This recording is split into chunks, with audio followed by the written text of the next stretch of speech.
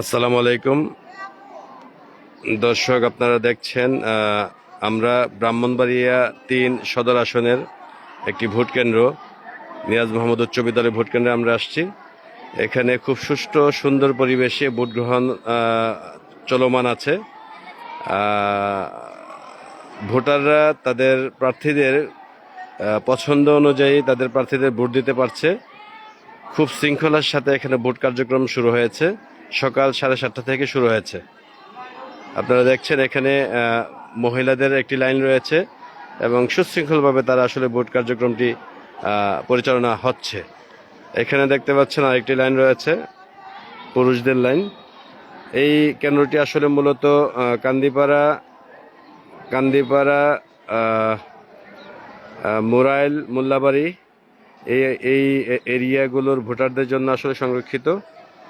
এখানে খুব সুষ্ঠু সুন্দর পরিবেশে আসলে ভোট কার্যক্রম চলমান আছে।